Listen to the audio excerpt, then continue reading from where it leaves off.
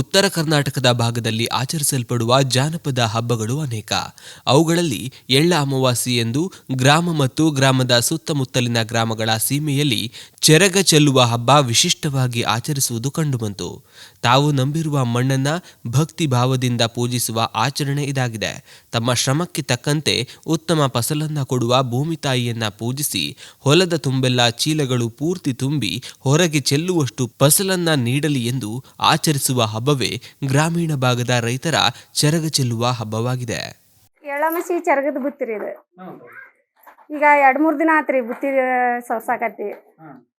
ಒಂದು 4 ದಿನ ಮುಂದಾಗನ ಜೋಳದ ರೊಟ್ಟಿ, ಸಜ್ಜಿ ರೊಟ್ಟಿ, ಈಗ ಎಳ್ಳು ಹೋಳ್ಗಿ, ಶೇಂಗಾದ ಹೋಳ್ಗಿ ಎಲ್ಲ ಐಟಮ್ಸ್ ರೆಡಿ ಮಾಡ್ಬೇಕಾದ್ರೆ ಒಂದು 4-5 ದಿನದ ಗಂಟ್ಲೆ ಮಾಡ್ಬೇಕ್ರಿ.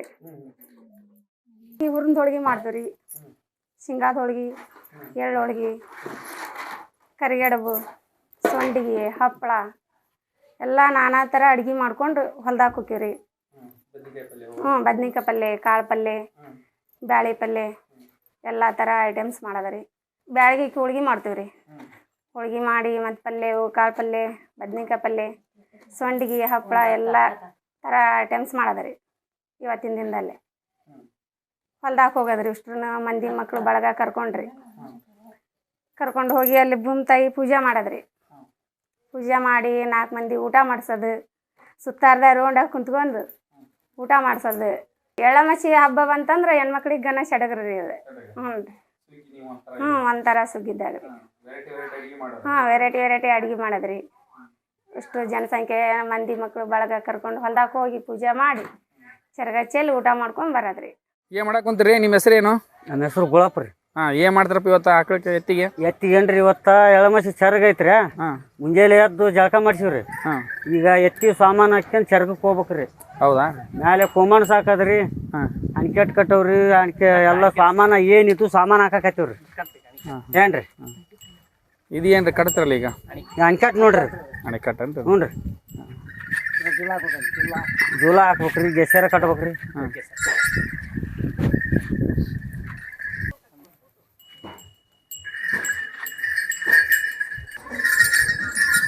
ಹಿಡ್ದಿನ ಹಿಡ್ದಿನ ಕಟ್ನಿ ಹಿಡ್ಕಂಡಿ ಅದು ಏನದು? ಗೆಸೇರ ರೀ. ಗೆಸೇರ್ ಗೆಜ್ಜಿ ಸರ. ಹ್ಞೂ ರೀ, ಗೆಜ್ಜಿ ಸರ. ಇವತ್ತ ನಿಮ್ಮ ಬಸವಣ್ಣಂದ ಭಾಳ ಜೋರ್ ಐತೆ. ಮಾಡ್ಬೇಕ್ರಿ, ಮತ್ತು ವರ್ಷಕ್ಕೊಮ್ಮೆ ಮಾಡೋ ಎಲ್ಲ ಪದ್ಧತಿ ಮಾಡ್ಬೇಕ್ರಿ.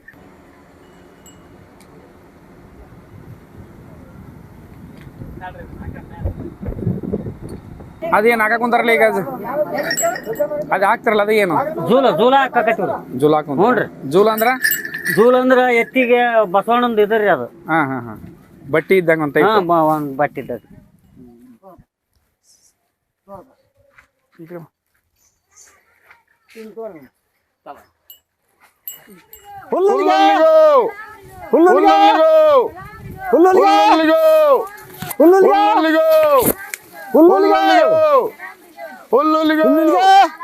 ಹುಲ್ಲುಲಿಗೋ